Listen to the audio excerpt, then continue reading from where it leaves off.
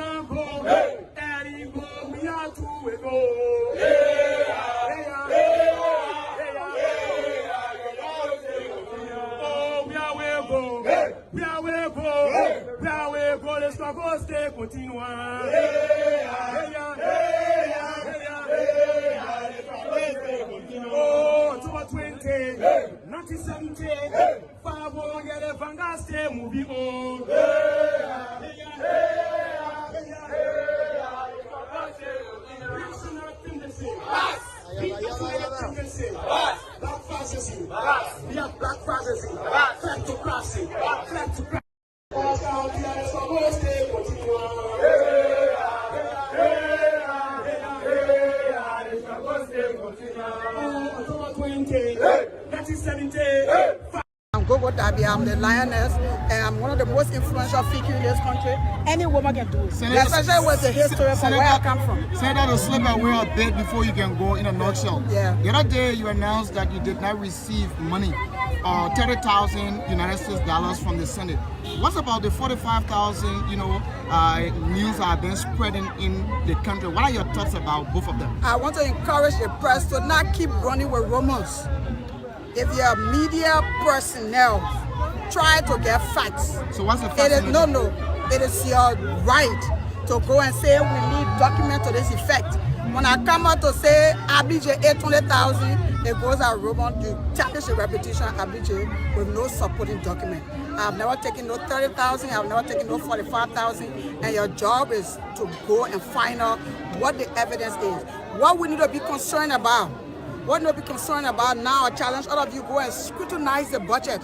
I just told you that a government hospital called me last night. They don't even have 15 gallons to put a light on. People are dying because they cannot keep them on oxygen. What is the 100,000 that was placed in the budget for the government hospital in Grand Bassa County? You could fall down just now. They rush you to one hospital, you will have no hope. What happened to the $4 million that was given to the president to go on county tour and do projects? He brought few lipo, he put some in Grand Bassa County. They almost gone off. Is that our priority? No. I went the other day to donate a cafeteria set, furniture to the cafeteria demonstration school. I could not donate the cafeteria set because I had to change the roof, I had to do the ceiling, and I had to paint. That is a government school. Where is our priority? The government, George Weah and his people, they take millions of dollars every budget year. They squander it. They were in Nima County the other day. Anybody check that report and how much money was used to the detriment of this country? When schools are suffering, when young people are suffering, when hospitals are deteriorating, and journalists not asking that question, but they're asking for 30,000, which is a rumor and cannot help this. So what elevate our argument to open the eyes of the government, because that's how government works. I, as the legislature, I have the oversight to question the executive, to call them and scrutinize them. At the end of the day, my limit is to make recommendations to the president. The president has to take the decision. I don't have that decision-making power. If the president does not make the decision, the press and the civil society will force the president to make that decision. That's what happens in all the country. I'm challenging the press to start forcing the president to make decisions that they have to make in the interest of the country. Senator, all the past months, the Liberal Party have been in a tough political struggle. How far is the Liberal Party? They submitted the Constitution. When we always said that our Constitution was authored by Mr. Musa Belete, and it was manipulated, and there were rumors, and nobody believed what we were saying because there were too much rumors. Today, from all of our conversation, we know that it was authored. We have resubmitted it to NEC. NEC has no jurisdiction to interfere in what we do as a party. They have no choice but to accept that constitution. And if they do otherwise, the party will stand up and I will lead that stand up. And who is the legitimate party chairman? I am the political leader. I'm more concerned about that. We went back to status quo ante until this could be accepted. Now that it's accepted by NEC, Musa Belete will be our chairman until otherwise ordered. Thank you very much. Thank you, madam. Thank you. I'm the lioness, and I'm one of the most influential figures in this country.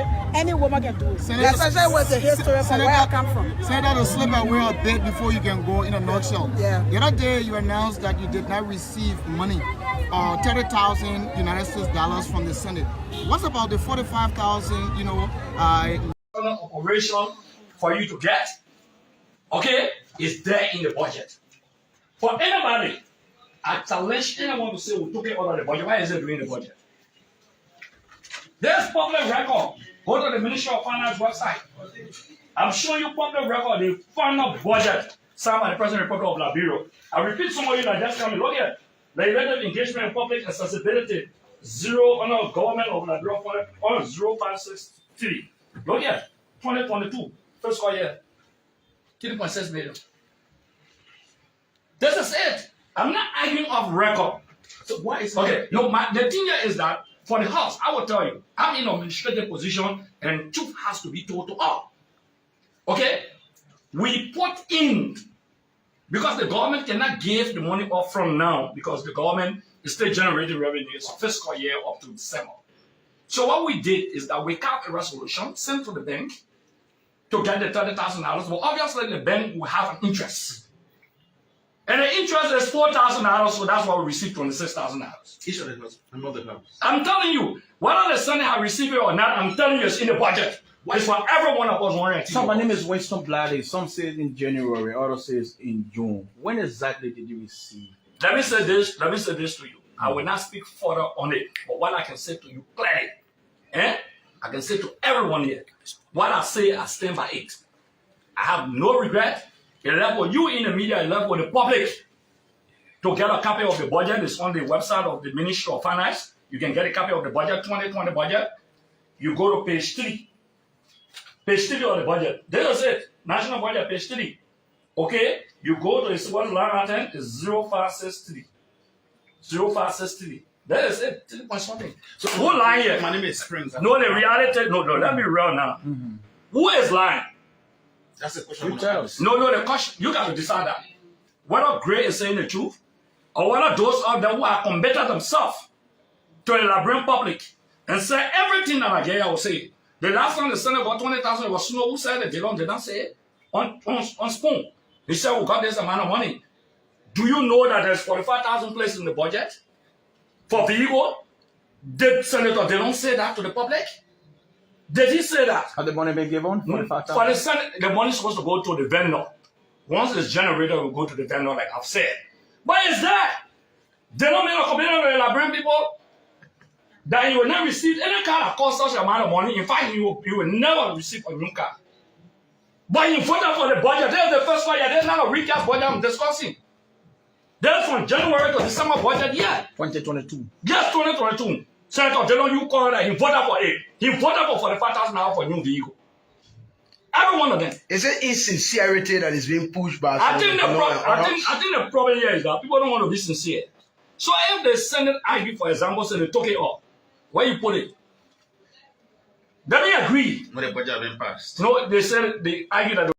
What was it like? What was the last thing you people ever talked about before or demise? The very first thing there is that the last time I talked to my wife was on the scene Thursday, the 1st of October. I called my wife 1 minute after 8 to check on the children, and she said they were okay. And she told me, people live in different places. Yes, because of the distance, I live all the way. We built our house all the way behind Motor Corner. So the distance there, she's the only person now sustaining the family. Wow. So with the new promotion as a manager for tax services, so she have to be punctual on the job. So there was an agreement that my wife would spend the time in West Point over the weekend. But Friday, she take the kids back to you to Broadville, spend the weekend. You live in Broadville? Yeah, I live in Broadville. Okay. So usually I call my wife in the morning to find out how she coming on. So she told me she was doing good, the children were doing good. Friday, 1 minute after 8. Then she told me that, I'm getting ready now to go to work. But there was an arrangement between my wife and dad that the dad was to use her Jeep by 11 a.m. on Thursday. On Thursday, the 1st of October. So my wife left the house by Sunday at 8:30 to go to work. So the dad started calling, but they see 11 p.m. the arrangement between my wife and her dad. I told you that people were following me and they threatened to kill me. Since that time, it has continued every day. There are 2 cars. One is black and one is gray. Those cars follow me every day. Fortunately for me, I don't go out in the night because I ain't got nothing to do in the night. Especially yesterday. Yesterday, I went to visit my daughter. I saw the 2 cars, and somebody gave me the info, said, check in your view mirror, the 2 cars following you. When I looked in the view mirror, I saw the car. The gray one was closer to my tail. And so I gave the signal and I parked off the road. It passed me, and it stopped. I passed by it, and I stopped, and 2 of us stopped. The car was not moving. Then the black one came from behind us and passed. So I said, look, I got to go where I got to go. I went to my daughter's place, spent some time there, and I was coming back. I was coming back, the 2 cars followed me. The guy who was with me in the car, I told him, I said, watch the 2 cars behind me. I'm getting off the road. When I got off the road, they parked and they parked. I told guys, I said, I told this into the CDC government. They have been denying it. Now these guys are up to kill me. Justice been happening to everybody. People asking me, why don't you leave the country? I'm not going to go anywhere. You want to kill me? Go ahead and kill me. I'm not going to run. But I want to let you know that I know what is going on. I informed the international community. Everybody is in the know of what's happening to me. Yesterday, a white pickup marked CDC, tinted. It went to my house, thinking that I was there. That was sometime in the morning. It went to my house, and parked right by my gate. Must have stayed there for over 30 minutes. White CDC pickup. It left, it went to the community with the pretense that it was looking for somebody. Immediately, I called all my friends in the CDC government, the senators, the representatives. One of them told me, Tima, let me check it out. Let me check it out. I will let you know. Up to today, he stayed checking it out. I sent the calls to the message called the message to the police director. I sent to my friend Musa Again. I sent to all the senators, the one I know, the ministers I know, and I sent to all the members of the international community again. CDC is after my life. I am not going to run. If somebody thinks that he's after my life, I will run. I will not run. Go ahead and kill me. But I can tell you, history has taught us these hard lessons. Samuel Canyon do ran behind people. You got to tell me where it is, so I will tell them good morning. Charles Taylor came and intimidated people, and where Gange is going, heaven know, and you know. I will not run. It is not my style to run. I give my life to you. Go ahead and execute what your plans are. Let those cars continue to follow me. But I tell you, people are watching you as well. If you think you're chasing me out of Liberia, it will not happen.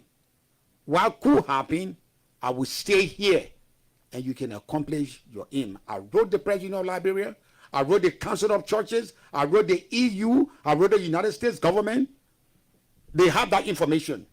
So I'm telling that to you. These guys that follow me are operators of this government. They are seditionists. The guy was bold enough to drive that car to my gate. That white pickup marked CDC, no license plate. That was what I sent the message. And I sent the message to the President of Liberia. I sent to everybody that my life is in the hands of seditions and this government. So nobody will think that I'm making that up. I'm not making anything up.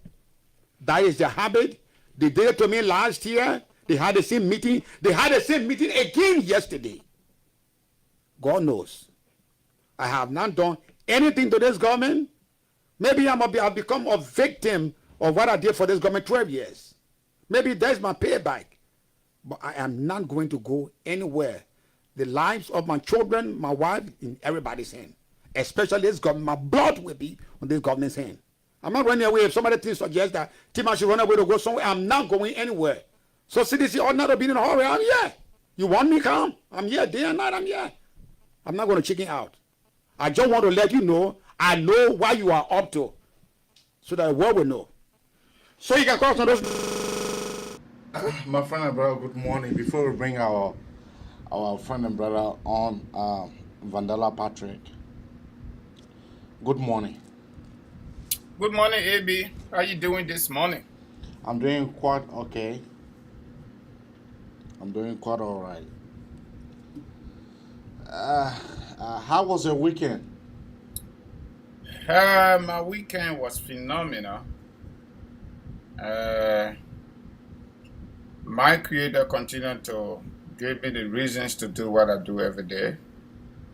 And I had a good sleep after the 24 hours from Saturday to Sunday work hours.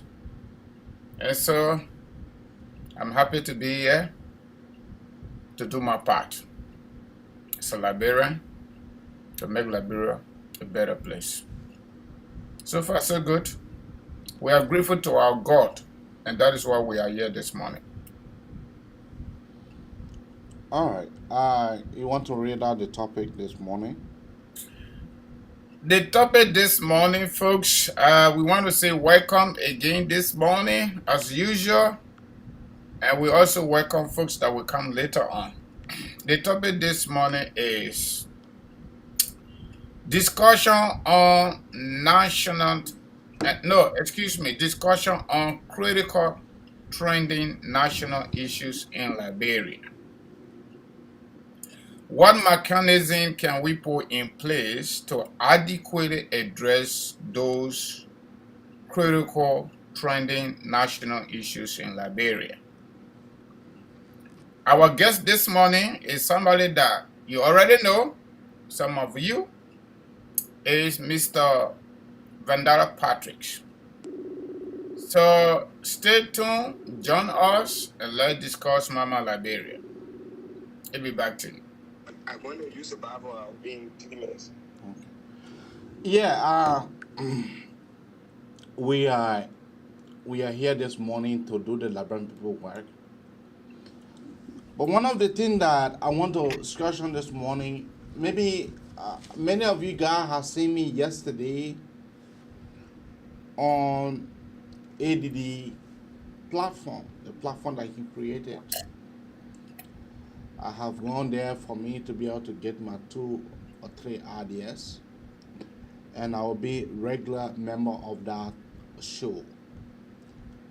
The show come on 8 o'clock Liberian time, because I have various of ideas in the streaming world. So it didn't have asked me for me to be able to give my ideas. But we are here this morning to discuss critical national issues. What have been your thought when it comes to the government in general? You know,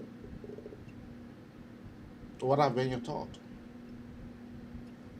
I mean, my thoughts are still consistent because the government have not made any change that trickle down to bettering the lives of our people.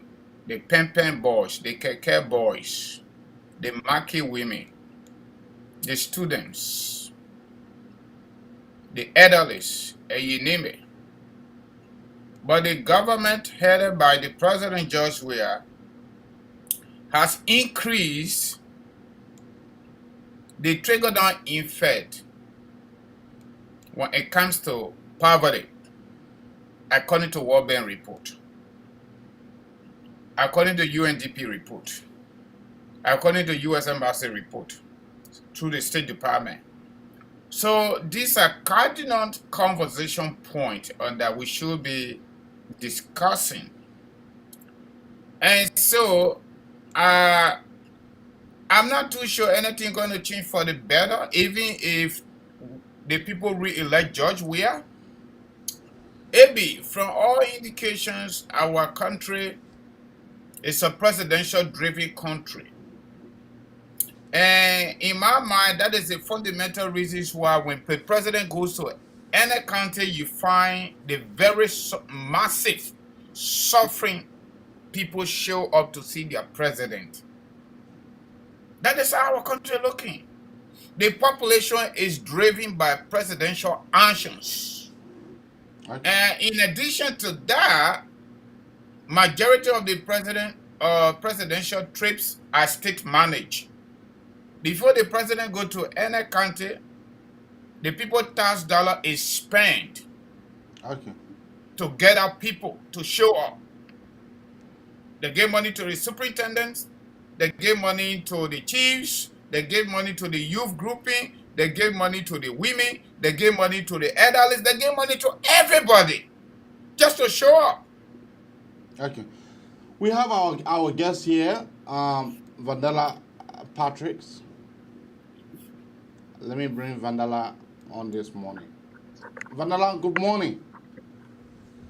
Well, good morning, Abraham, and to your co-host. I'm very much happy to be on your platform this morning, and it's good to be here, and it's good to also see you again. Yeah, I remember back in the days when we were at the National Traditional Council. Vandala was brutally against, thoroughly against the good living of our people. So I remember that vividly.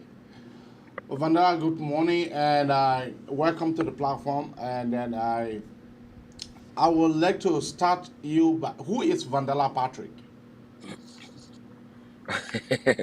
Well, you already introduced me, but for the sake of your listening audience, Fandela Patricks is a Liberian, born and raised in Malgibi, specifically Division 44. I'm the founder and executive director of Campaigners for Change, a nonprofit institution that I established when I was just a freshman student at Cottington University 2004, was now incorporated and operates as a 501c in the US. Primarily, I am a human rights defender. And with my deep background in public policy, I hold a master's degree in public administration from the Cottington University Graduate School. And 2021, I graduated from the Harvard Kennedy School of Government for master's degree in public policy. And so, by extension, and having worked in the area of public policies for a considerable period of time, I see myself as a policy strategist and a human rights defender, protecting the rights of individuals. And of course, this is Fandela Patricks for now. I don't know other characteristics or descriptions about me, but I'm happy to be on your platform anyway. Thank you. Let me start with my co-host. Let us be able to this discussion going to be interactive, and we are going to be throwing out questions to you. What do you think? Let me start with my co-host. Go ahead, Francis. Yeah, my brother, how you doing again? Yeah, Francis, it's good to see you. It's a pleasure to see you this morning. All right, my brother, thank you very much. But I want to start my questions with your Facebook post a few days ago. I saw it. I didn't look at the time anyway, but you posted on your Facebook page that Senator Dillon squandered opportunity. And I went through the lines. I got to understand you suggested in that post that Senator Dillon was the only man at the time that seditions headed by their president George Weah was afraid of politically, especially winning Monserrato County, their stronghold, 2 times. And you went further to say that Senator Dillon would have put into place a mechanism to start to test the presidential platform instead of remaining as a senator by entering some of those private university or college in Liberia, or maybe take some online course to get the issue of formal education out. So I don't want to read the entire post, but I just want to know, when you were writing that post, what was behind the scene, your thought, considering Dillon being member and strong supporter of Joseph Numa Boakai presidency for 2023, and a very vocal opposition political parties member.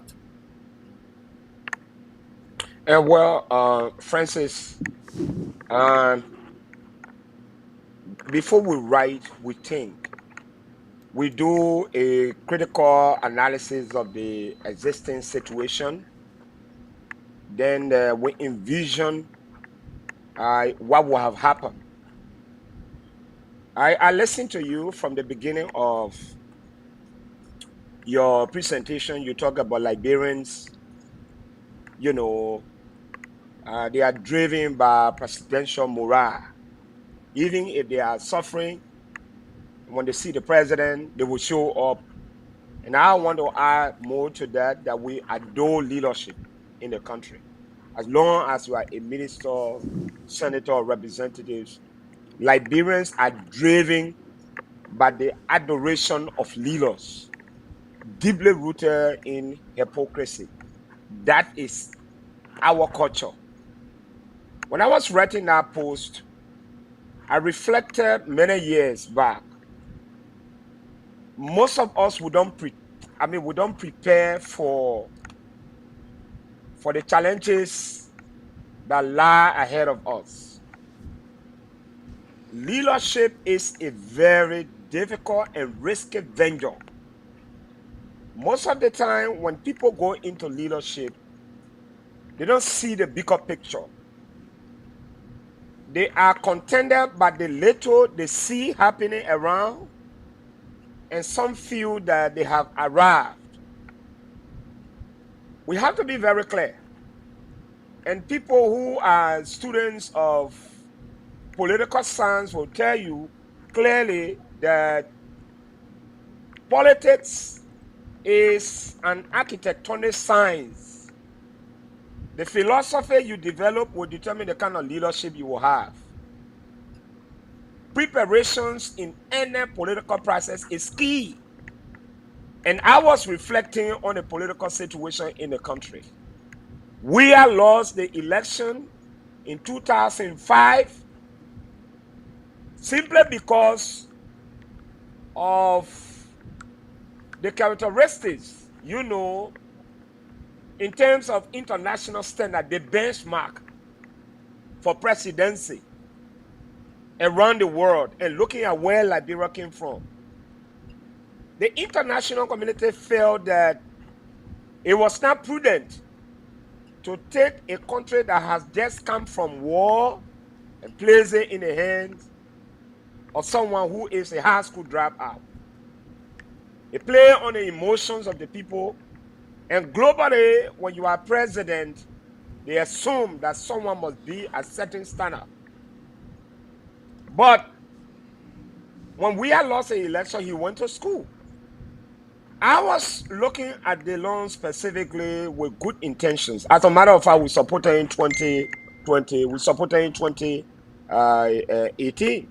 In fact, when we started to criticize the CDC, when there were missteps, I don't know how many of you follow, the moment the president reappointed former government officials who were known to be thieves under the UP-led government, personally, I said that President Weah is leading the country in the wrong direction. And I was speaking with sincerity, not hatred, because you won election based on your anti-corruption platform. The CDC did not build roads. The CDC did not build schools. The CDC amplified the corruption within the UP-led government. DeLon also won the 2019 by-election, special election in Monserrado. A leader that is strategic. After winning that election, you needed to build your constituent. What was stolen from Weah in 2005, lack of education.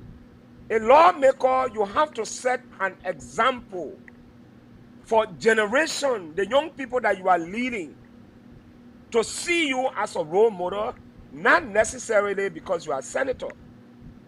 For example, Honorable Edwin Snow, I remember when there was a resolution to remove him, one of the arguments that came, they say a high school student cannot preside over members of the national legislature.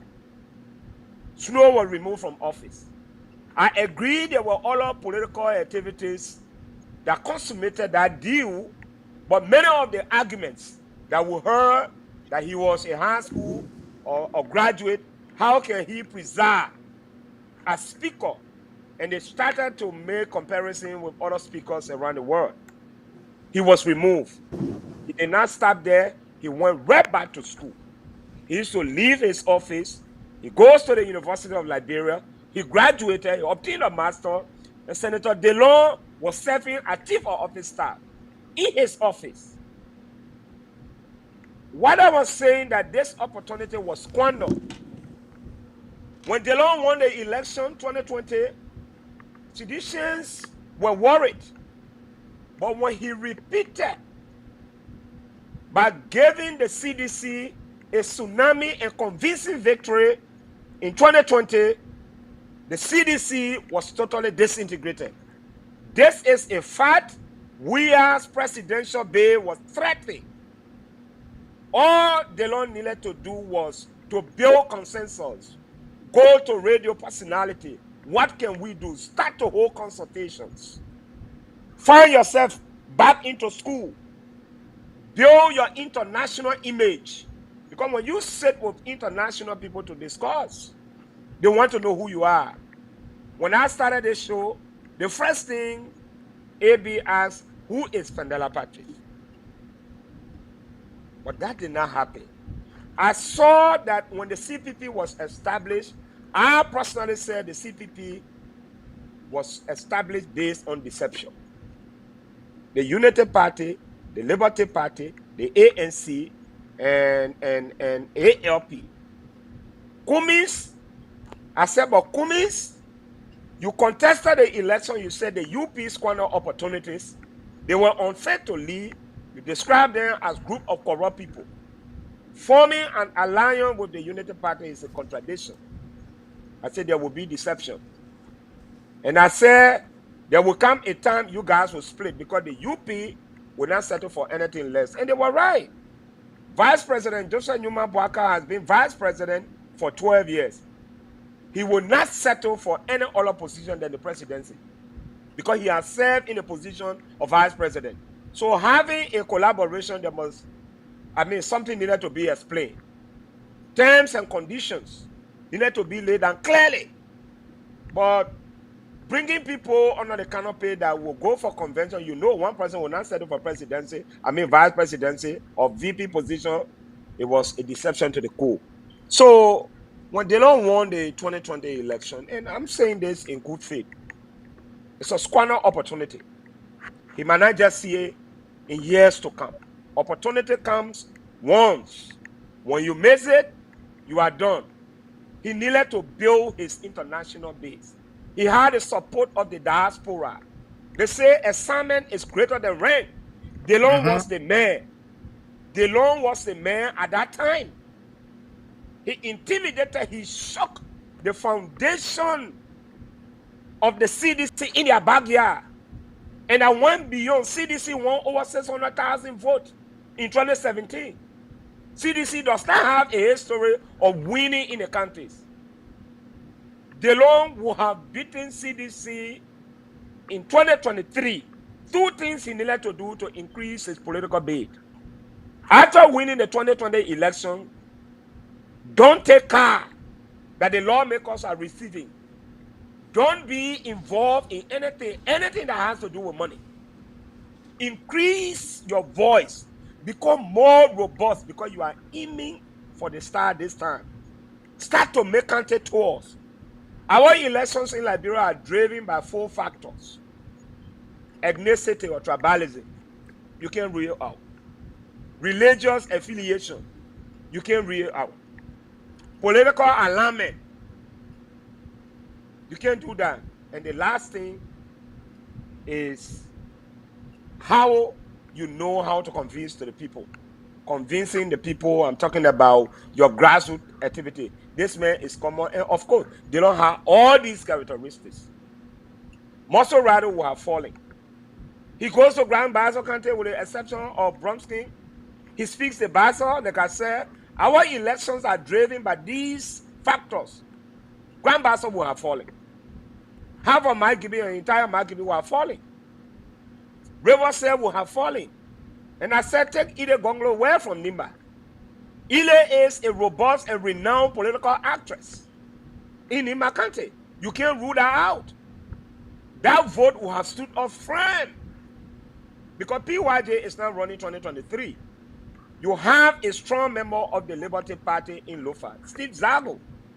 In as much as you might not win Lofa County, Steve Zago popularity, you have built on that. Use different strategy. You have gotten significant amount of vote. You go to Bon County, your colleagues are in the house. You could strike deal. Look for a few members of the House of Representatives, new faces. Besides, Delon's election in Mosorado was driven by young people. The young people who have stood up to build walls around him. Siakoi stayed there. You could activate that base. Go to the southeast. You have your board charts and the rest of the guys. Build your moment. All you needed to do was to get significant number of votes. You only needed 250,000 votes to enter second round. Second round of the election, the deal is done. We come back to status quo ante. CDC won the 14 counties because everybody united behind them. But squandering this opportunity, and this is what I always say to people, our leaders are not thinking. Today, people are still arguing whether George are away or the opposition away. We should not be having that conversation now. Secondly, the people were greedy. The opposition is still greedy. There's this crap mentality within the opposition, including the supporters. We still believe that we are not supposed to criticize our leaders in the opposition. We are not supposed to criticize our leaders when they are in government. Criticizing them is an abomination. In the CDC, when you criticize seditionists criticize their leaders, they say you are betrayed the party. You might be excommunicated politically, or they'll carry you somewhere where you will never shine. In the opposition, some of us who are critical thinkers, when we criticize the opposition, people see it as bad thing. When we say that the CPP will not hold from the beginning, people call me names. Today is the reality. You took almost 3 years to waste your time. 1 year to election, then you guys are going separate ways. When are you going to strategize and come back? The loan would have been a better choice. At that time, vision was lacking. The people that were around him did not speak sincerity in his mind. And this is where leaders tend to lose track. The CDC is getting hard time today because President Weah is surrounded by sycophants. They just tell you everything is good. They look at the size of their pockets and say the economy is booming. This is the same method our brother applied, and I felt that opportunity was squandered. I'm sure he might be regretting now. Assignment is greater than rank. At that time, Delon was the face of the revolution. A revolution is unpredictable. You can have a leader when you get on the front line, someone will just become superhero. And that person must take the lead. It's not about political, traditional dynasty that presidency is entitled to one person. We want win. If you want to win, you have to be strategic. In the case of Delon, it was almost like a football game. You want to win. Delon was in the better position to receive the ball and take the kick. But again, whatever that happens along the way, it's up to them. But this is my own assessment. As we sit and see what is happening in politics, the opposition is struggling to come back. How do they regain that form? The form that was gained by the opposition in 2020 is not a form right now. Momentum has dropped, especially with the recent defeat of the UP candidate in Lofa County. We see the ANC people celebrating the defeat. We see UP people nursing their wounds.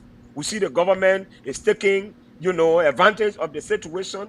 And even the man who won the election, he did not even behave very mature. You have not even been certificated. You ran straight to go join the CDC. These are the political mistakes we always see in our leader. You must learn to do things by plans.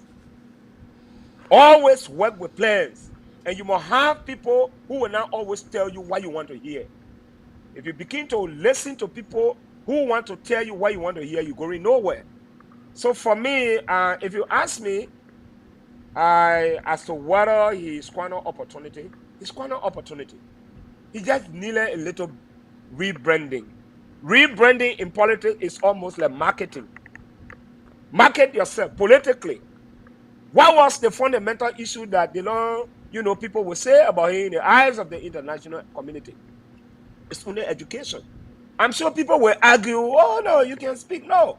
But these are norms. These are underlying factors. The world is spending millions and billions of dollars building technical institutions sending people to develop them so they can conform with existing realities around the world. It is in society, it is a fraternity that whoever wants to be a leader, you must be a certain level. If you cannot be a certain level, they will never treat you with respect and dignity. And as such, we saw how other people were disrobed of those opportunities. Suno was removed. His friends said, this guy is a high school graduate. He cannot preside over the national legislature. And you sat there. You saw Suno going to school. He graduated BSc, got a master. He set an example that a leader must inspire other people to go to school or to do XYZ. He didn't do that. This opportunity is going to be difficult. In the 2023 election, I can tell you clearly, it's going to be difficult for the opposition if they don't unite. How are they going to unite? Where it's up to them. Who makes it to the second round? Where it's up to them. But this debate should not have been held. We should have been thinking about how to build international network. Oh yes, let us. Certain people need to understand that power is not just meant for them. If you know someone is in a better position to lead, you recuse yourself and let them go because you want to win. Teamwork. Together, everyone achieves more. Team. But well, this is where we are. This is Liberia. We are doing leadership. People are moved by quick satisfaction. They don't see the bigger picture. And at the end of the day, this is where we are. So that brings me to my next question, Vandara. Considering everything we know, and this is exactly the second sentence of our program today. What mechanism you happen to be a member of the opposition, a very robust member of the opposition camp, knowing everything we know, including what you just talked about, losing election in our backyard at the level of the opposition camp in Lufa County, especially Joseph Boakai hometown, Foya, with that narrow margin. What mechanism can we put in place to democratically remove George Weah and his cartel 2023 so that the country can be redirected for the better? So, well, let me just make this. I am not a member of any opposition political party. I am an independent thinker. I've been like this from time immemorial. People know me for that. I speak my mind. I support institutions based on my conviction. If I see an identity that aligns with what I want to do or what I think is in the interest of the Liberian people, I support your agenda. And when you make mistake, I rebuke you. It is said that open rebuke is better than secret praises. This is me. And so sometimes people say, but which side you are on, Fandela? One day you speak against government, one day you speak against opposition.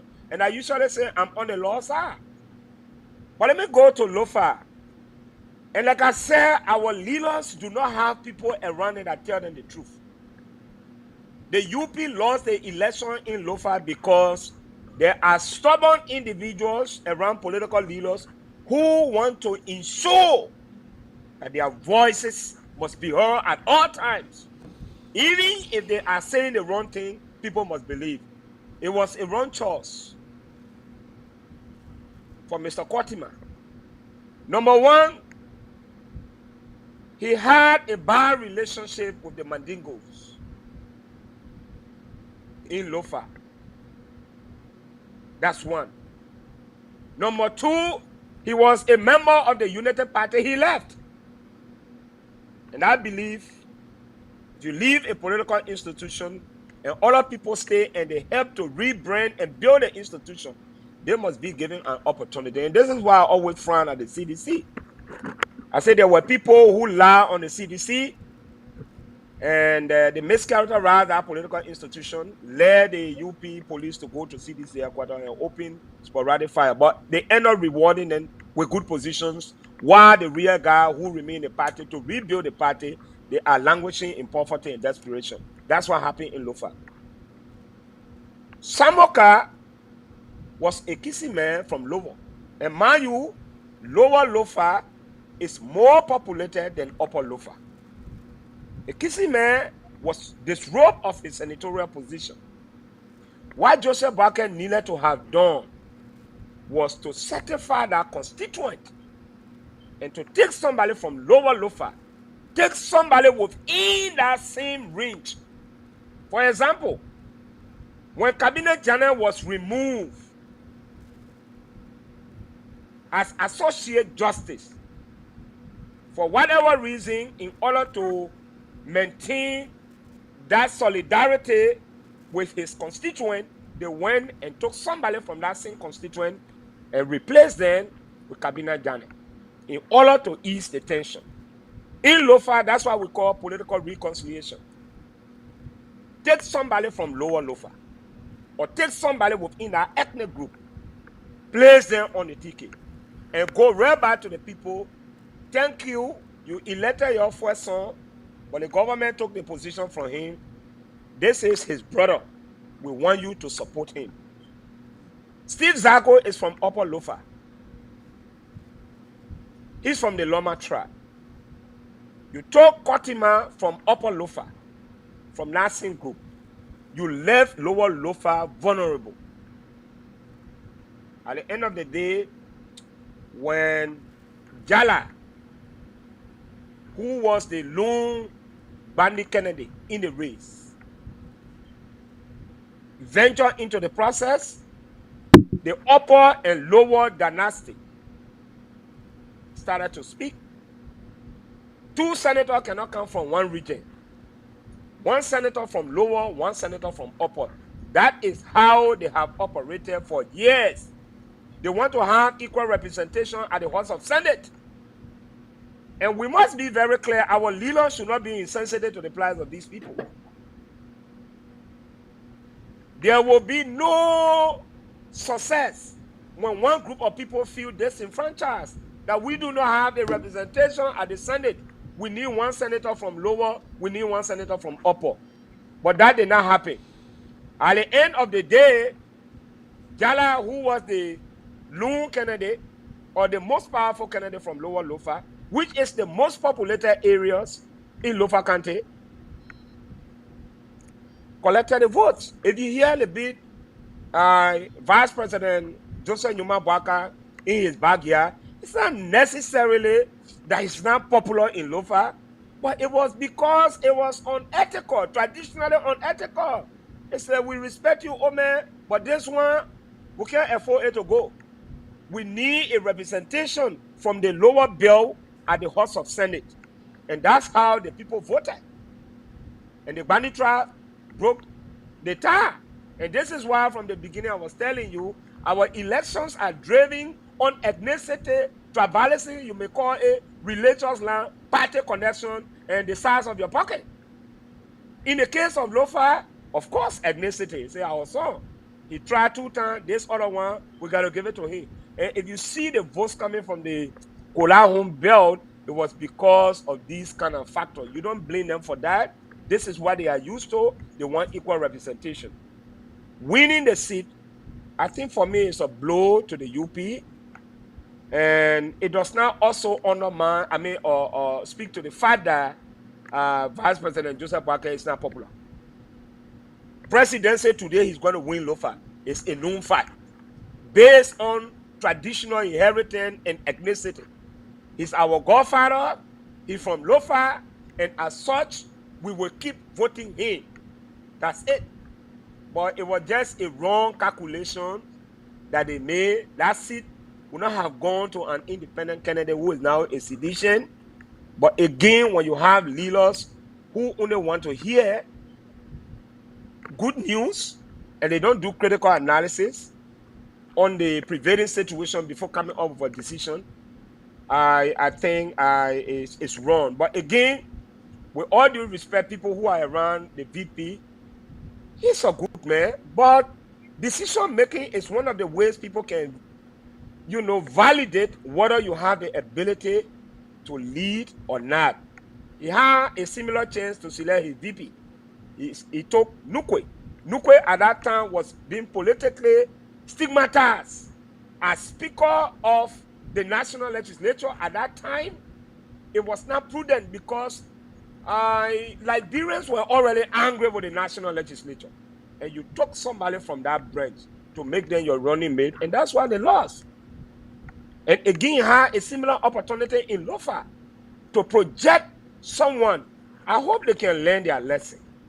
But 2023, I'm not too sure whether they're going to field a candidate. If they field a candidate in Lofa, it means it will be a betrayal on the part of Steve Zago, because he really fought for the election of Kotima. Kotima did not win. I don't know whether there will be political reconciliation or somebody is going to fight come 2023, because it's unprecedented for somebody from Lofa to win 2 terms. And that is another war. So the ball is still in their court.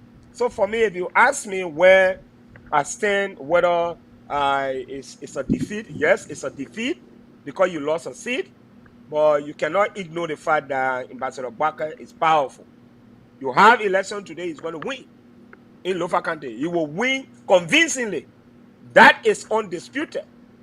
But this was just a political accident. I'm sure they are going to repair that in time to come. But Lofa County still remains the stronghold of the Unity Party. That is undisputed. All right. Yeah, AB, just before you come in, I have a follow-up question to that question, Patrick. I understand you are not a member of any political party. I get that straight. However, you are outside of political party and quote-unquote the opposition collaboration. I understand that. So my follow-up question is, I'm not a member of any political party right now. I support Joseph Boakai, so that's my line, but I also say my mind when I see it wrong. I said it before you're on this platform. Do you think that the current government is directing our country better in terms of governance? If the answer is yes, then no further question. If the answer is no, what could be the alternative? Even though you are not a member of the opposition camp, but if you think that the government is not leading well, what can we do to replace them democratically? That's my question. So, You like don't I have to said, be a member of any political party. first and foremost, I think President Weah lost control of the government in 2018. In the first 3 months, he lost control of the government. And I stated my position very clearly that the president has lost control. And many of these guys, they rebuke me. Oh, Fendela is emotional.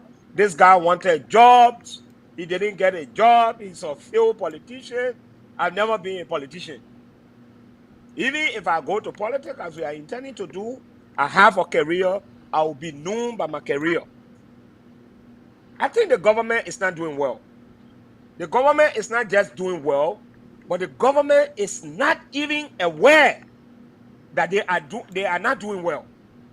There's one thing for people to know that the government is not doing well, then the individual that is not doing well to believe that they are not doing well. Then it becomes a problem. This is the situation. You know, most of the people in government, when you criticize, there's a difference between criticism and hatred. When I tell you this is wrong, Mr. President, this is how you're supposed to do it, I mean well for you. And this is what Liberians have been saying over the time. This government has not, in the first place, you took over from Ellen Johnson Sirleaf. You won election on anti-corruption. You didn't build roads, you didn't build school, you didn't give people money. You only amplify the failures of the former regime. Liberian people overwhelmingly elected you. The first thing you needed to do to set a standard, how you are going to clean the mess. I was telling someone the other day, I said, when you went to use a bathroom or the restroom, and you met feces in the commode, without flushing it when there is an instrument where you can press to flush before you use it, you leave it right there and you sit over that commode, you are the most, dirty person. Let's put it that way. You cannot continue to carry the burden. The president needed to set a standard. Order the government. Let the Liberian people know where you are starting. set a new agenda. You don't have to appoint people who are just seditions. Bring people with competence. Not necessarily you let them, but because they can deliver. And you bring these people on board because you want quality work. You want to see the country moving in the right direction. That was not done. The formulation of the government was based on this idea that people are entitled. The same people you criticized while they were in the UP-led government, these were the same people you brought into your government. What do you expect? When somebody criticizes you, you begin to compare the failures of the CDC with that of the failures of the UP. Any leader that does that, it means you are not ready to lead. Because the only reason they gave you power, because all of failed. And as such, you must improve the system. The second thing why I believe the UP-led government has failed is because no government, and I say even the zoo, the one we call the zoo, or troublemaking in Liberia, Gange, when he was in Nigeria, you need to play that in one day. They generally ask him, what is your regret? He said, my greatest regret is not to have America on my side. I was unable to have America on my side. He said, no president in the Republic of Liberia will survive if you do not have America on your side. America is not on our side. This is the first time in almost 70 years that a certain ambassador will write an article describing the government failure to institute policies and publicly go on international wire to rebuke. Once these international bodies start to rebuke you as a president, it destroys your international image. If William V. Eston, or J.J. Robert was alive today, what would he say about Monrovia? You read that article. That article spoke a lot. It exposes the failures of the government to institute measures. Sometime ago, international donors complained that their monies were taken from the central bank. And we saw the UN intervening, asking the government to pay back. It kills the international credibility of the government.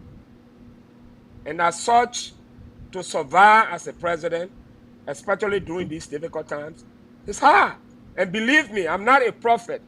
Beginning December and January 2023, the statements that will be coming from the international media, they will not be in favor of the government.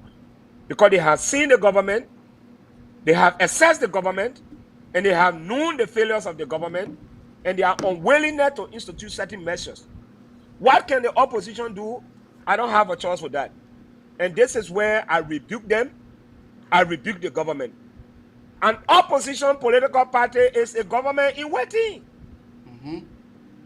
An opposition political party is a government in waiting. You have to conduct yourself like you have already won the election. Institute certain measures so that the public will see you as somebody who is prepared and ready to take the people out of poverty to prosperity, or someone who will fight corruption. But no one in the same opposition. Corruption is there. Nobody is taking action. Nobody is suspending anybody. And everybody just adore. I am a victim of that. When I said the formation of the CPP, it was not based on clear terms, especially when I read the CPP document the first time. You have not won election. You said those that will be appointed in the government when you should have won the election, there must be new member, there must be due paying member. As long as you are not a member of the CPP, you will never be appointed in government. I refer them to the Constitution. The Constitution says we have the right to associate and disassociate. If we don't associate with any government, we should not be denied. The Constitution is against discrimination.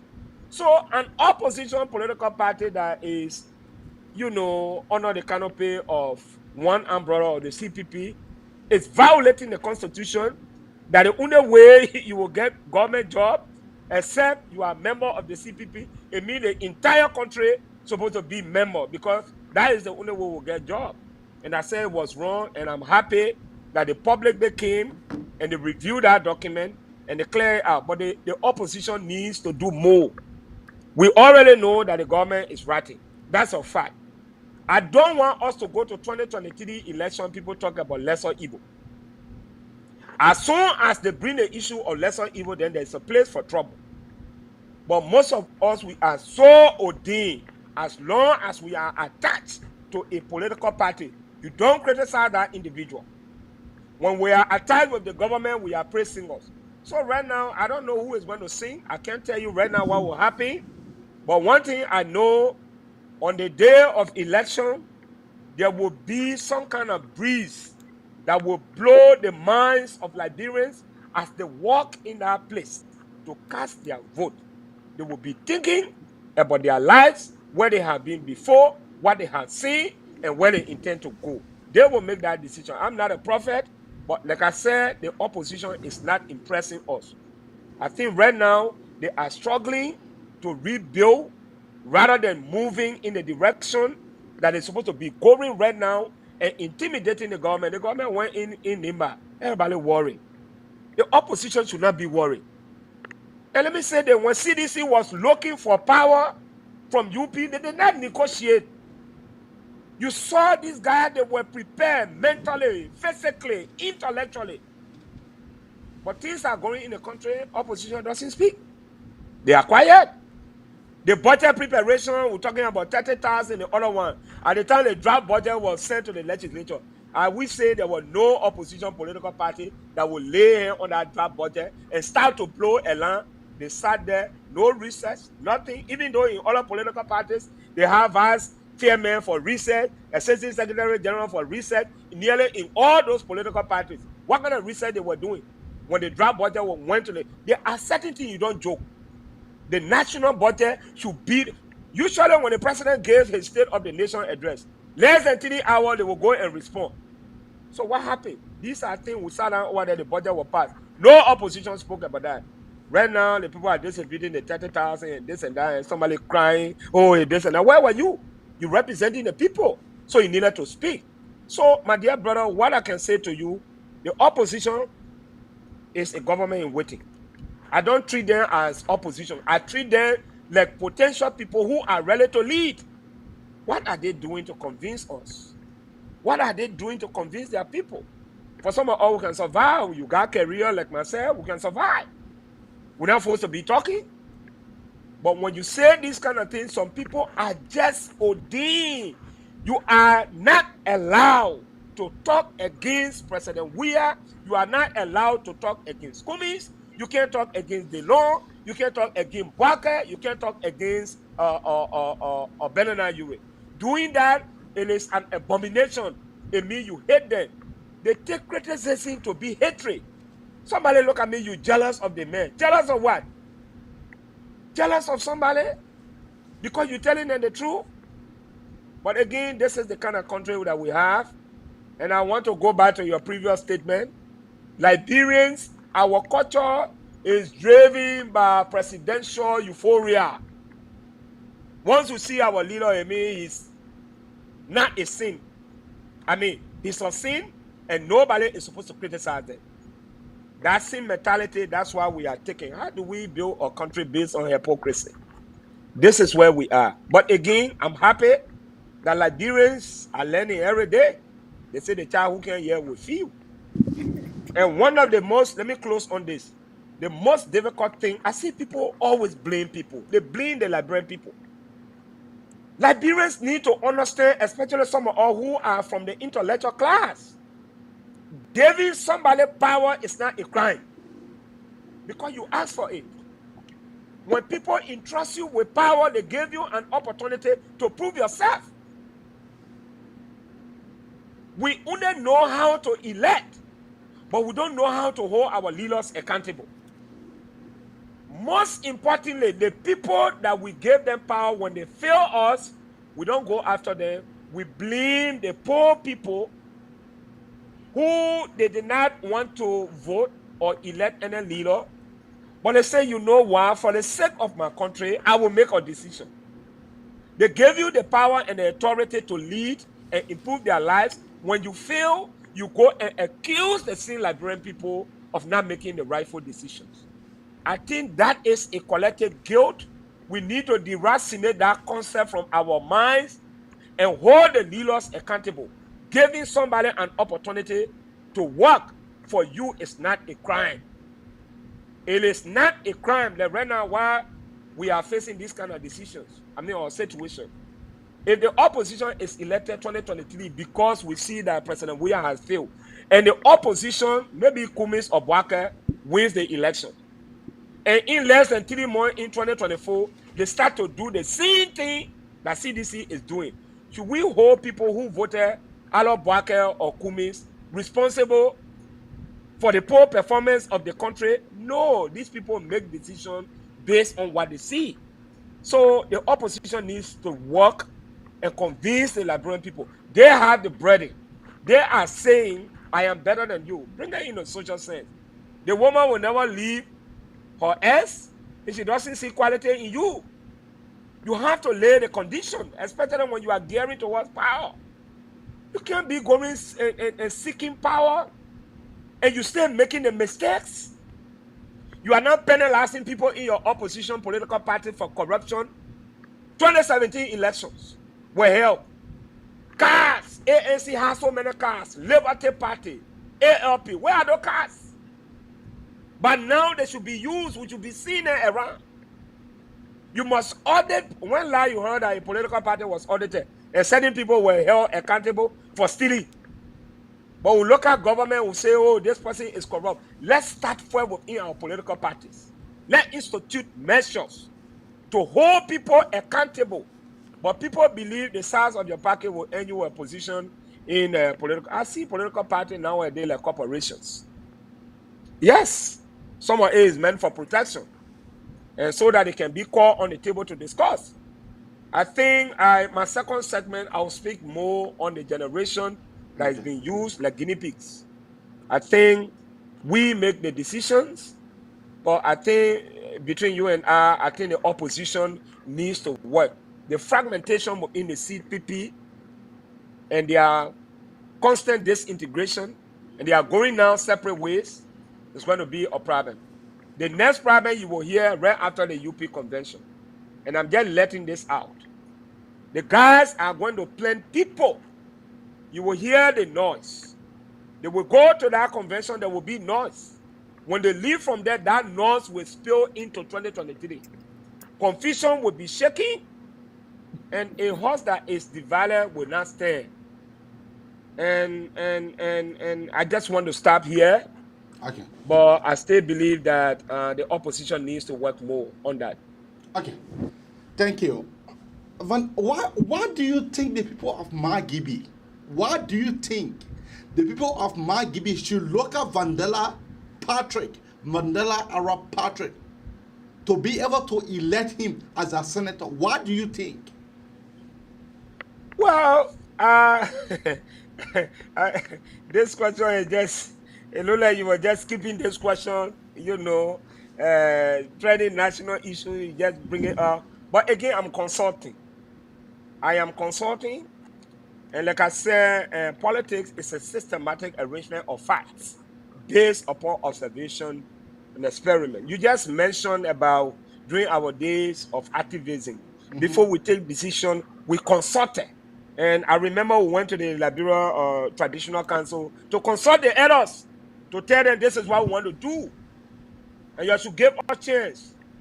And they were like, you got to calm down. Zanzankawa said, oh, Papi, he said, my children, you got to calm down. And you were there, and I respect that. But again, it is not about me. I'm consulting, and I was there a few times ago. And I saw a lot of the problems in Liberia. They are all over. These are the same problems. Mike Gibby is being underrepresented.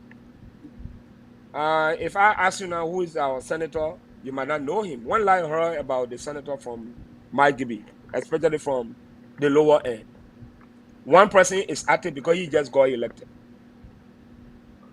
The country is dormant politically. Number two, Mike Gibby hosts the airport. I grew up in Smyrna. I saw Bellabor and I went to school, Habel Multilateral. The fence you see around the airport today was constructed by us. That was my first vacation job, 1999. That fence you see around the airport, including the VIP they use right now. I saw poverty. I saw boiled air on the airport. Conditions have not changed. People believe surviving on budget. My concept of national leadership, especially in this new dispensation, is to be innovative and creative. We must begin to go away from this dependency syndrome where a whole country depends on the government for survival. My Gibi has a population of 215,000 people. Our budget for 2022 is $425,000. $425,000 for my Gibi, a population of 215,000 people. Poverty will never leave us. It will continue to rely on government for such a thing. Developments are centered around individual legislators and senators and representatives. You create the condition for dependency. The country depends on the national government. The supporters depend on the lawmakers. Imagine you wake up in the morning, you see almost 50% to your house. You are not a leader. We must be innovative. I want to see my Gibi becoming more productive. My Gibi is a tourist site. You and I know how tourism makes a lot of money. The entire Maserado or Monrovia is now moving towards Marshall, moving towards my Gibi. The last time I visited there, I see a lot of opportunity. The Chinese are operating, they are not paying taxes. The business are operating in my Gibi, they not pay taxes. The only hotel we have to Roberts International Airport, the Farmington Hotel, 2016, the lawmakers went and gave that hotel management, Farmington Hotel, 30 years tax breaks. That they should not pay a dime to my Gibi. The people are suffering.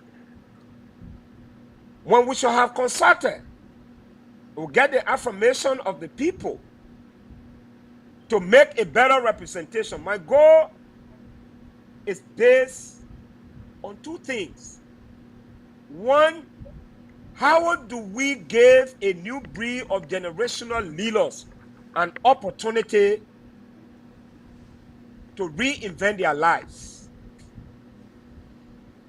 Technology is one thing that has reduced poverty anywhere in the world. Today, you and I said here, the best tech companies in the world, they are hiring Indians because India has prioritized the use of technology. Someone can say in India they are working for Google, they make almost like $200,000 a year. My Gibi has, first of its kind, 1929, the Booker Washington Institute. It was built with the intention of giving mid-level professionals the opportunity to have skill. That BWI will produce mid-level professionals that companies going to Liberia, they will go to BWI and fit in from there and they will have jobs. Today, BWI is destroyed. From 1929 to now, they are not even offering AA degree. The only means of survival right now in our country, specifically in my Gibi, is pen riding.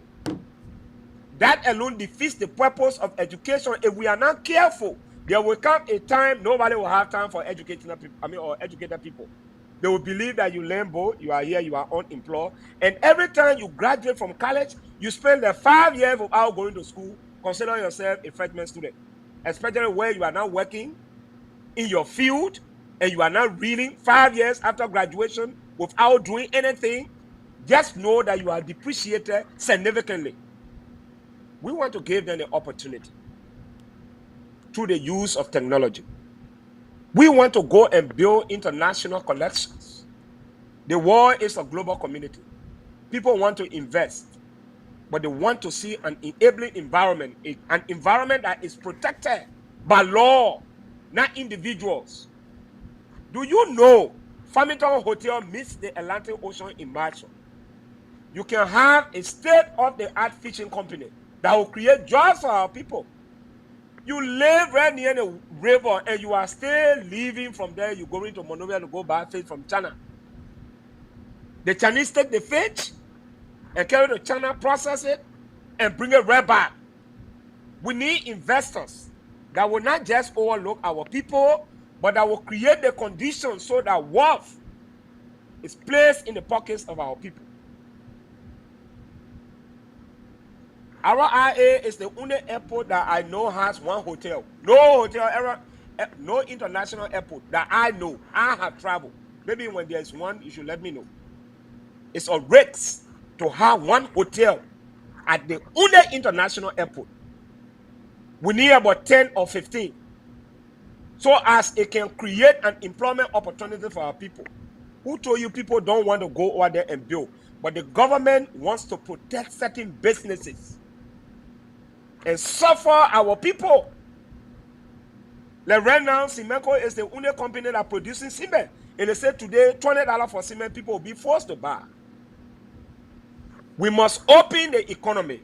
My thing is, we cannot hold our people hostage. Create employment opportunities. How these things come about, you need somebody that will build this kind of collection. I see some lawmakers coming here and passing and having party. When you are coming here, there's no small senator, there's no big senator. You come here, you have to go to the U.S. Congress to interact with your colleagues. Ask them how they can be or help to Liberia. Invite them, come and see my country. I want you to take some of your investors. Let them go to Liberia. I will be responsible. I will give them the protection. Come and see what we have. Firestone is contributing significantly to the national budget. But what is the remittance? Our people are enslaved. My father was a rubber tapper.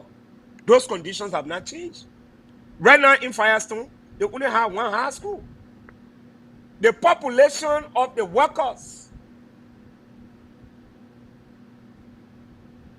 and the children that they have born in Firestone, all of them, if they were to go to Firestone school, there will be no space.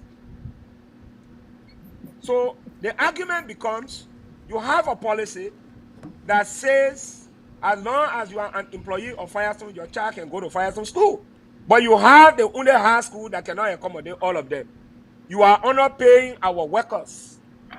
Some of them don't make $200 a month. So why do you expect them to go to school? It means illiteracy is being increased at a very significant level.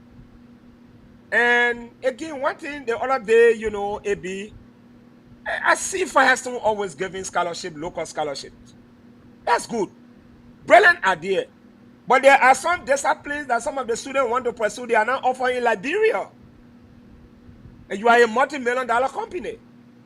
Why is it that you can't give few opportunity to these students to travel abroad and learn? These things are not happening. The last thing I think that is happening in our country is that the structure of local government. And I think this is not just in Margibi. This is everywhere. This issue of drugs is destroying many young people. I had a time, some of you who been to Margibi, I'm talking about Boston Junction. There's a place when you are climbing Tower Hill before reaching there on your right hand side. I met groups of young guys smoking weed, and I had the time to interact with them. Why are they involved in that? The only thing some of them were saying, say, "Pro, what you want us to do? The people fool us, who gave them power, they don't give us job, so we smoke this thing to take away our stress." And some of them confessed to me that the day they don't have it, they say, when water dry, fish eat fish. And the conversation when you have this conversation with these kind of people, it makes you think like you are safe, but you are not actually safe. Our society is becoming polarized with bad people. people bring drugs in the country. The young man is uneducated. The young man does not have a job. He takes in the drugs, you become a target. And that's why people have cameras all around nowadays. How long will you keep protecting yourself? T-Ma just told you people are tailing him. My brother, somebody can just give you can give $2,000 to somebody and say, I want you to harm this person because it will be an employment opportunity. Some of them, they are just specialized in that. They will go and harm you. We are losing a generation of good people who are supposed to be placed. Today, you go to Liberia, you want to have 50,000 people, just bring money. You will see people on the streets. We can't continue to run the country like that. The people of my Gibby, they are suffering. I don't remember when last our Senator Jim Tonola ever introduced a bill to speak for the people of my Gibby. We are discussing DeLong, we're discussing Steve Zako, we're discussing other people. When last did you discuss most of the senators about they are doing on this platform? Because the relevance of their work at the Senate will tell you that it makes sense for us to discuss. Am I lying? You are discussing other people who are making impact. Yeah. Why you are not discussing other people? They are dormant. They are not making laws. They don't speak on issues. And the Senate is not a place of business transaction. It's a place for serious minded people. If I ask you now, you click to the senator or you in Minnesota, Klubashaw, go to her website, you will see everything she has done. She has her own website. It's built. It's sophisticated. Everything you want to know about her is there. Check our website to see individual senators what they are doing. If you are not successful to get some kind of information from somewhere, you will never know what they are doing. So we operate the Senate as a Zobush. And I think what we should have consulted is to bring in this kind of new mindset. I think our generation have been sitting for long and watching. We can be used politically all the time to elect. There were times we were foot soldiers. At this time, people should be providing leadership. And this traditional mentality, the Senate is a place of errors, where people who go and corrupt our system, and it will be adored and rewarded. We have to change the narratives. Here in America, a 25-year-old man can become president and CEO. It's not the size of your body or your age, but your level of competence. How do you try to improve the system? Your managerial ability. So some of us, we can't keep talking. There will come a time, AB, you will not be on the platform. Mm-hmm. You will have to give way to other people. You will not be here. Today you are talking. There will come a time where you will be under obligation to provide leadership. In the 70s, the people who were radio talk show, they are not around.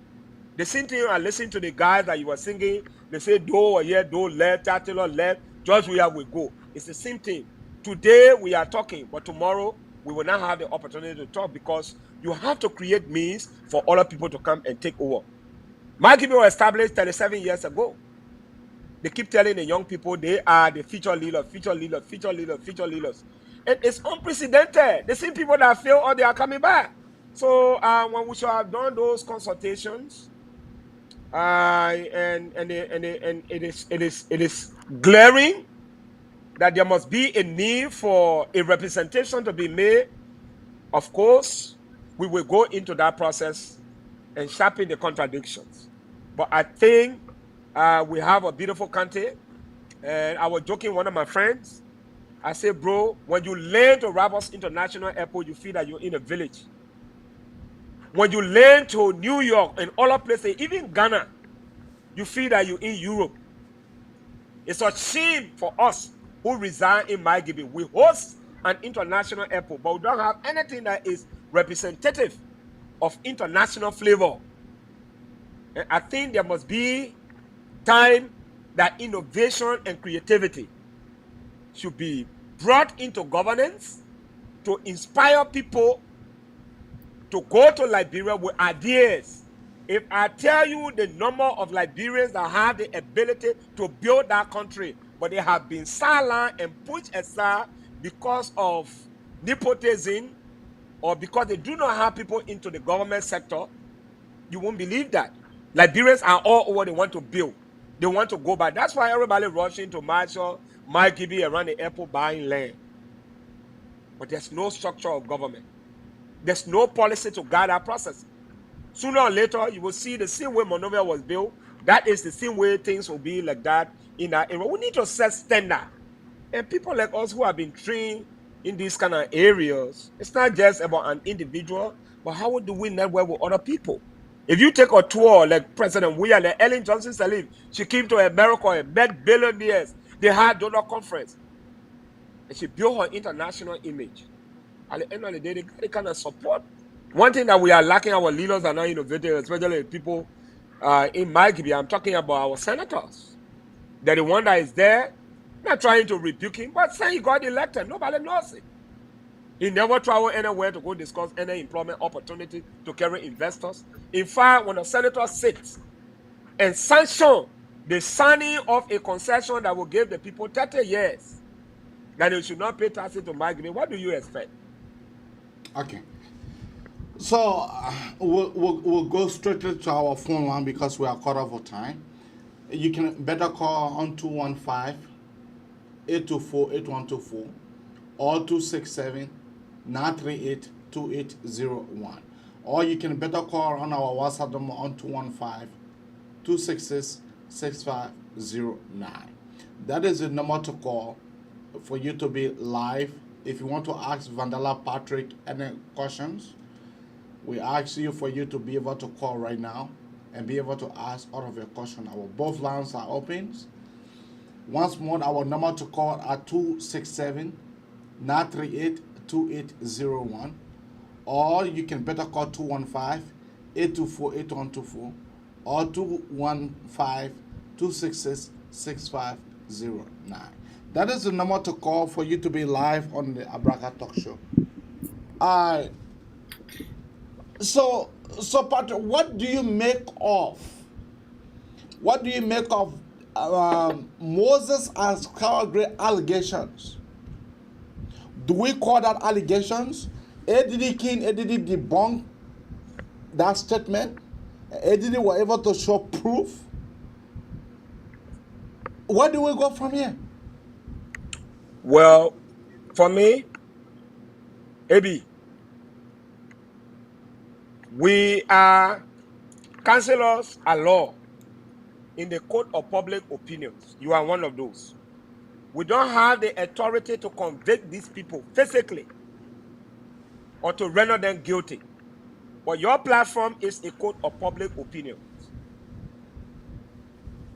Akara's Gray representative, Akara's Gray coming out and saying, Senator Dillon received bribe, and he signed for 30,000. Whether there is proof, whether there's no proof, a crime has been committed. A crime has been committed because $3,600,000 was appropriated in the budget for legislative engagement and accessibility.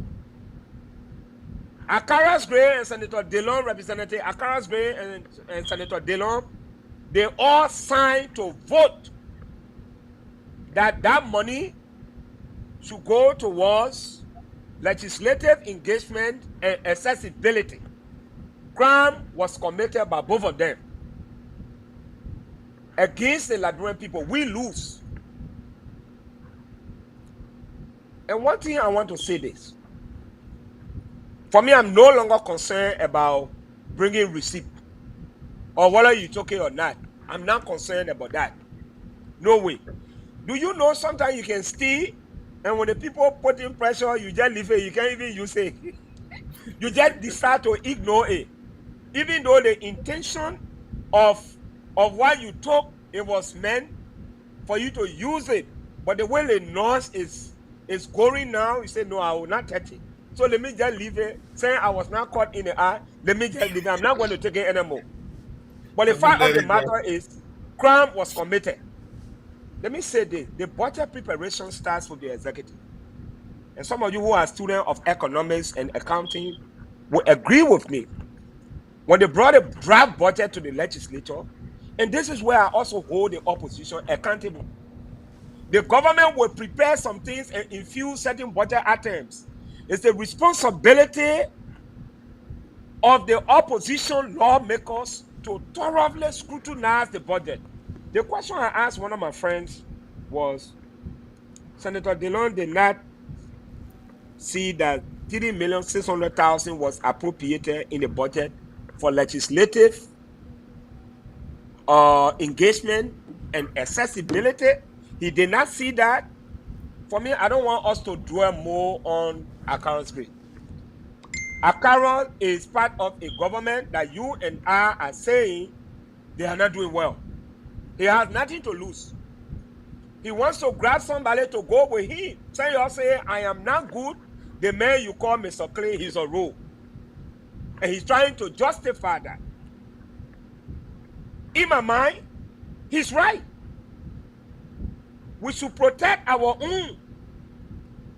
The one we send there, be our light. Don't come around anybody who has a smell of corruption. The mistake the Lord made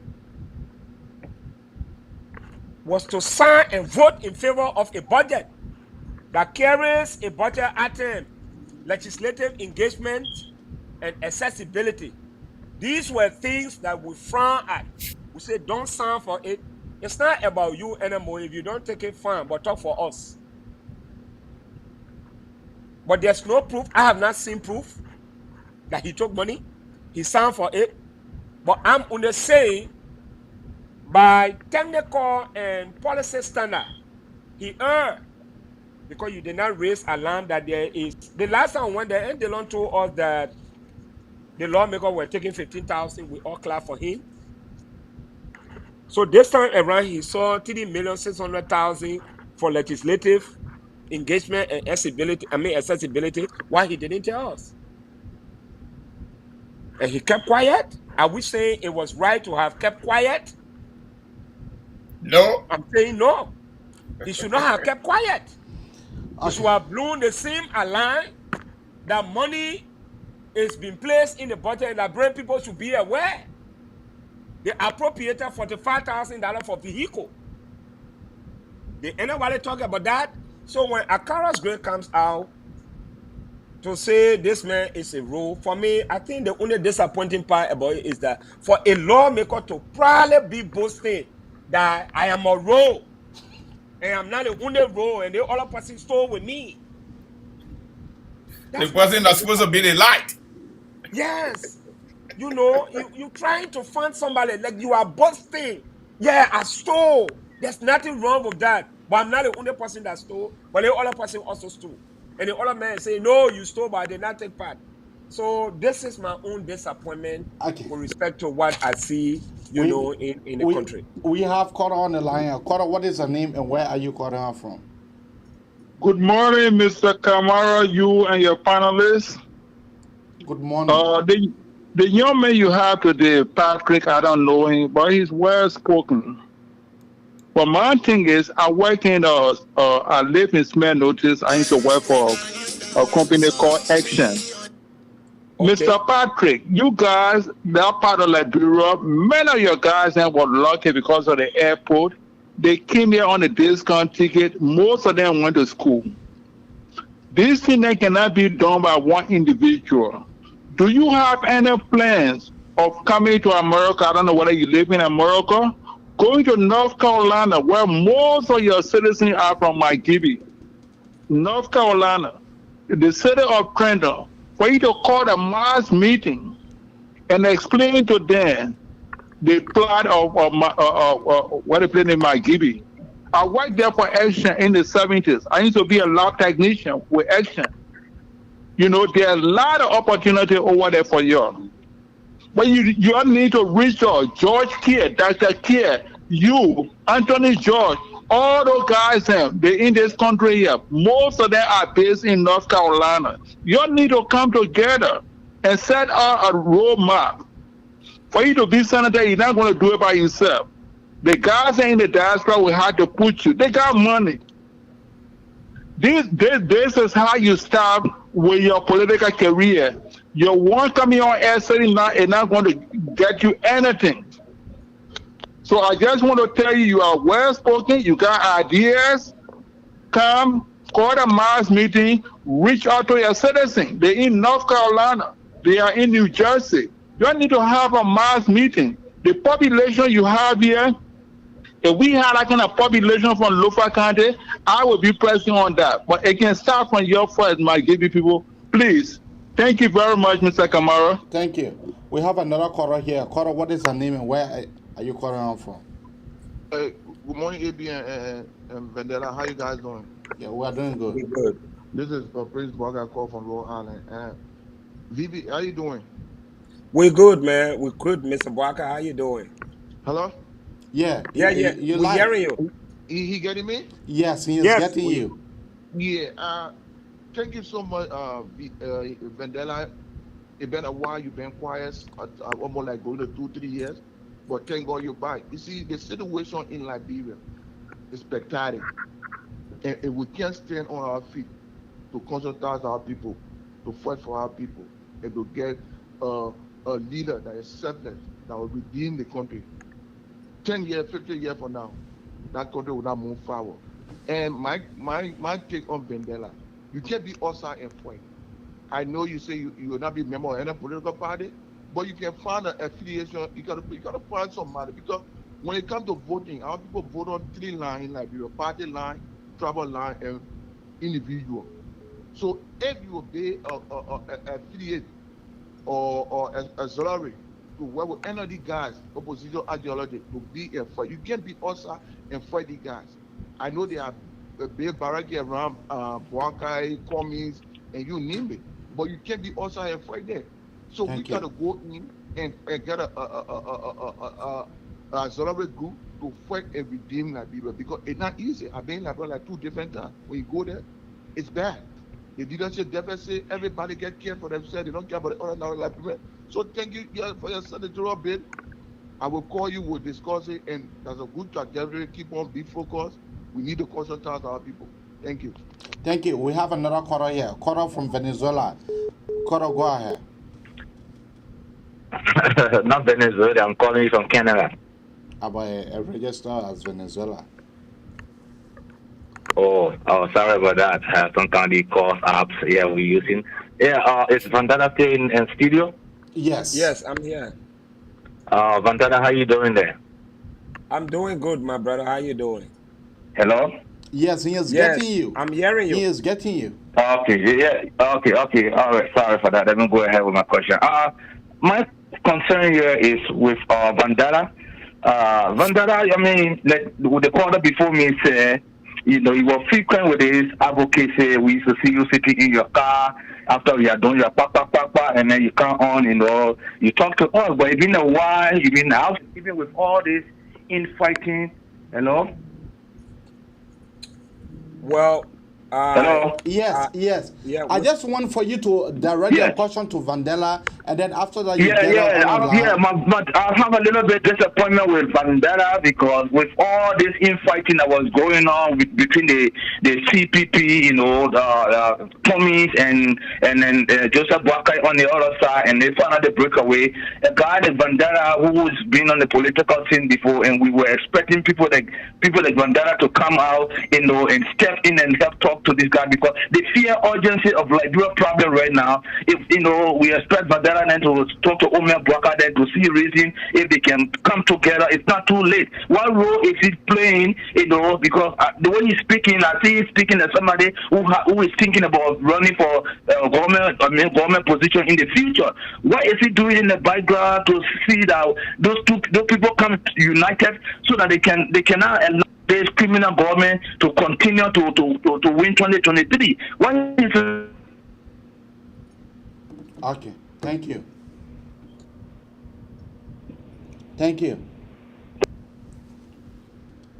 Yeah, I think we have to stop here. We have to turn the pendulum to Vandela Patrick, like him being able to answer and all of his question, and then from there, then he can be able to give his parting statement. Vandela, so let me start with the last quarter. from Canada. My dear brother, I don't know you. If you have his number, please send me their numbers. I don't know whether I register so that we can have the opportunity to talk more. But we've been talking. But again, I want to say this to those who are listening. Liberia problem cannot be solved just by talking. From the 70s, people were talking. I sat down a couple of years back and I needed to prepare myself in a strategic area where I will have that international cloud so as to help contribute towards national development in the country, specifically in the areas of policy making. Our problems are not just about people are not talking. Yes, we used to talk, used to be in the car talking, and I'm sure he understood that we used to be talking about pa. But at some point, I say I needed to go back to school, and I was in school. I'm sorry that you did not know. I had a scholarship to go to Harvard, and I did not want to misuse that opportunity. And at the same time, I did not want to be in school and at the same time talking, because that scholarship would have been taken away from me. The old people say you can't be running and be scratching your butt. You'll fall. I did not want to fall. So that's why I went underground. So if you see me, we're in the cage. Yeah, if you see me, I was just quiet and I was learning, but I'm back. So I'm sorry. Secondly, it has always been my interest. For me, I see things far ahead and tell you this is what will happen. When the CPP started, I told them that the way you guys are proceeding, it was not in the right direction. You need to be honest. If it is not going to be honest, the CPP will not hold. But they didn't listen. But it's still not late. Again, people see me like an opposition. People see me like the government. And every time I say something, people don't just want to listen. But again, I just want to give this parable to all of them. Sometimes our mothers will say, this man is treating me bad, but for the sake of my children, I will remain in the house and see them grow.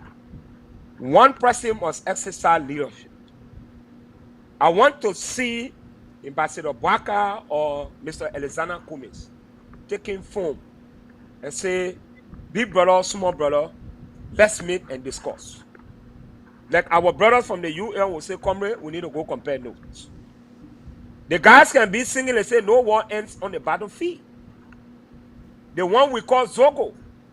I think AB need to play that music someday so that the people understand. No war ends on the battlefield.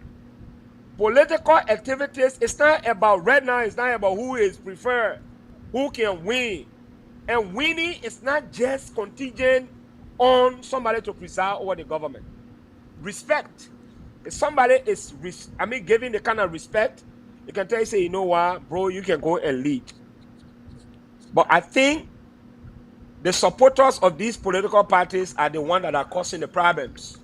When the standard bearer goes to go see one of his colleagues to discuss the way forward, they will come on Facebook and start writing. And then momentum will start to build on. Sooner or later, everything will scatter. I think we need to put aside that. Let's give the leaders the opportunity. Can we call a national conference of opposition political parties to decide the future of Liberia? Even Charles Taylor, the one you call the Zoe for trouble in Liberia, when he won the election, 1998, he called for the national conference on the future of Liberia. And that conference was unique. Opposition political parties, can we now develop or muster the courage to call a national conference on the future of Liberia, the role of the opposition in 2023? So that is what we want to see. If that happens, then there will be rooms created for discussion. Somebody called from North Carolina. I appreciate you. I think you talk about FCN. FCN is now nowhere. I went there. I didn't see anything. There's no semblance of the FCN that you knew. Imagine you work in a technical capacity. You are now here in the U.S. contributing towards national development. We need people like you back. And this is when we are talking about many Liberians are also who can better rebuild that country, specifically my Jimmy. We want to work with you. So, AB, I would appreciate if you could text me his number so that we can have a conversation. In closing, I want to say I owe nothing against anybody. People who know me, I speak my mind. I'm moved by conviction. I'm not moved by what people tell me. We must develop the courage, we must muster the courage to criticize our leaders and recommend. We must criticize the government and recommend. The 2023 election, if you guys do not unite, you're going to lose the election. And you're going to plunge Liberians in another suffering. And it's not about you, and I want the people to understand, those political leaders. The election in 2023 is not about you. It's not about this guy criticize you. As long as you are willing to muster the courage and bring people, start to reach out. Call people who disagree with you. Build a stronger alliance. Project a new future of Liberia. Communicate your problems. Let's politicize the minds of many of our leaders. Because really what I see, if you continue like this, the fragmentation within the CPP or the opposition political parties, it's not going to help you. Two political leaders cannot be arrogant. The other one say, I can't talk to you. The other one say, they can't talk to you. It's the repeat of what we saw during the war, when all factions say they can't disarm to each other. And we kill people, and today the country is beyond. It took one person to say, for the sake of peace, even if we don't let us fail. For me, that statement was powerful.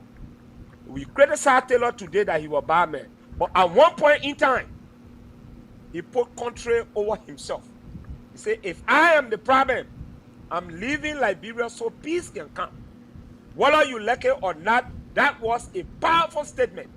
I want the opposition political parties, those who are listening, to reflect and see whether one person can make that statement, that for the sake of the Liberian people, I will forgo everything and I will join the opposition to defeat the government in 2023. On this note, distinguished colleagues and those who are listening to us, I want to say thank you for giving me the platform. Let God bless you and let God bless the Republic of Liberia.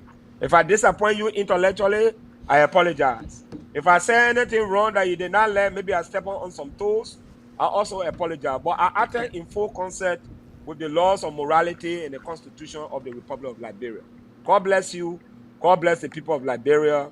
And Zay Abraham, I want to say thank you. And Francis, thank you for being in control. Thank you. Thank you, my brother. Thank you. So, that was Vandala Patrick, his own side, and I strongly believe that such a guy, we need him around our country. We need people like Vandala Patrick. But what must we do? Let me turn the pendulum all to you, and then you can make a commercial. Then from there you get your closing. Then we go. All right, folks. Kangoma Multi Services Immigration Services. We are still here, and we're going to be right here. By the grace of God, we're going to be right here. So, excuse me. DED has been granted. The rule makers have made the rules. So, if you came to United States, overstay your visa under the government, under Joe Biden, you can now get employment authorization to go to work so that you can help yourself here and help your people in Liberia. So that's a good news for us. If you want to file for your loved one, whether a husband or wife, if you are married, you want to file for your children, you want to do U.S. citizenship, maybe you want to do fiancé visa, or you want to prepare affidavit of support for somebody who wants DV, for example, or maybe student visa, or maybe, your kin together is not working out. Not contested divorce, no wahala inside, you're talking to each other. And so many more. give our call on 267-648-8012. That's our WhatsApp number. And also our everyday number, 701-330-4693. Again, 267-648-8012 and 701-330-4693. That is that. AB, actually, the show was really fantastic and, fascinating. I appreciate our guests that just left, and hopefully we will do more of this as we move forward with our rebranding of the Abraka Laboratory Talk Show. So we want to say thank you very much for joining us this morning.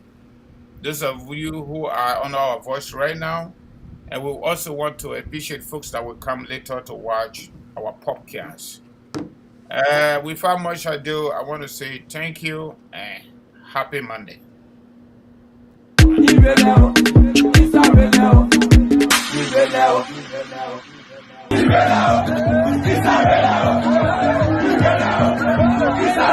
Let me say thank you to all of you that make it your business for you to be able to come here this morning, for you to be able to listen to us. But as I said, be on the show this afternoon or this evening at 8 p.m. Liberian time. We'll be here to shift the pendulum. What much we do. Thank you ever so much. Bye-bye for now.